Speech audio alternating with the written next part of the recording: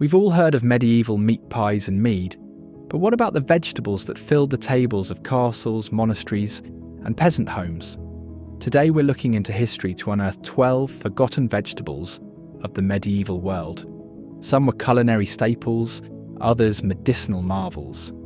All are rare in modern kitchens. Skirret, funny name, serious flavour. This sweet white root, with its mild taste reminiscent of carrot and parsnip, was a favourite in medieval kitchens. The name skirret comes from the Dutch suikerwortel, or sugar root, a nod to its natural sweetness. Boiled, roasted, or even fried in batter, skirret was considered a delicacy of the elite. Charlemagne reportedly demanded it in his royal gardens. It's a perennial too, meaning once planted, it fed people for years.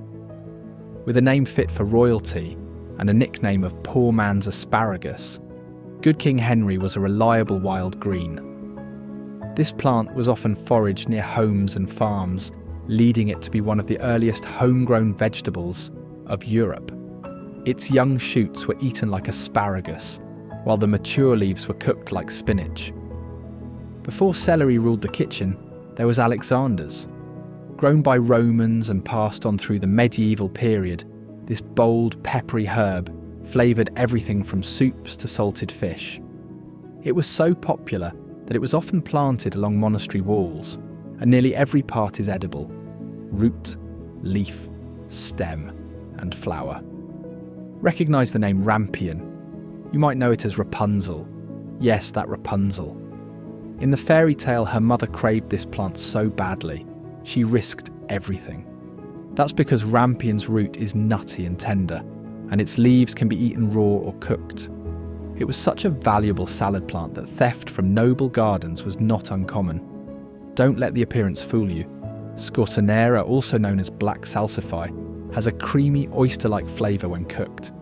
Its name means viper's herb in Spanish, due to its supposed ability to treat snake bites.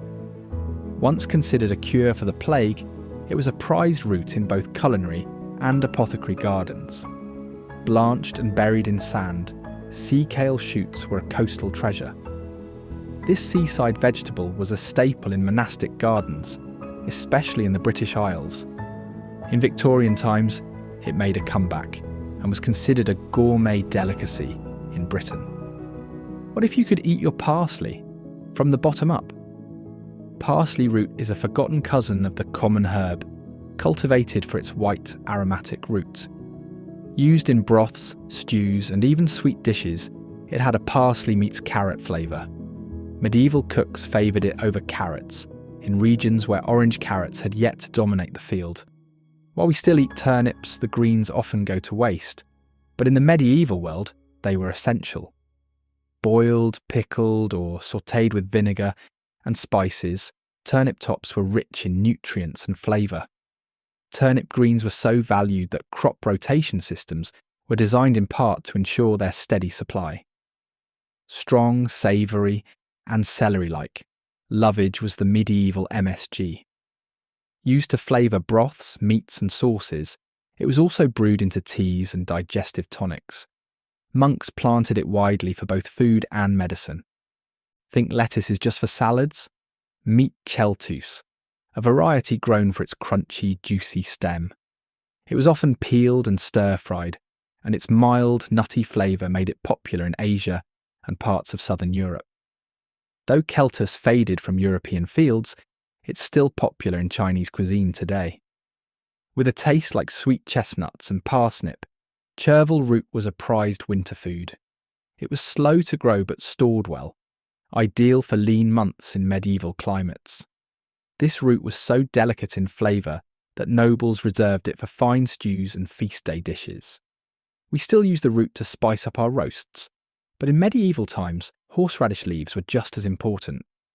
Their peppery bite added kick to meat pies, sausages, and fresh salads. Beyond food, horseradish was thought to cure everything from scurvy to snake bites. Truly a hot commodity. From castle banquets to peasant stews, these vegetables once fed medieval Europe with flavour, variety, and vital nutrients.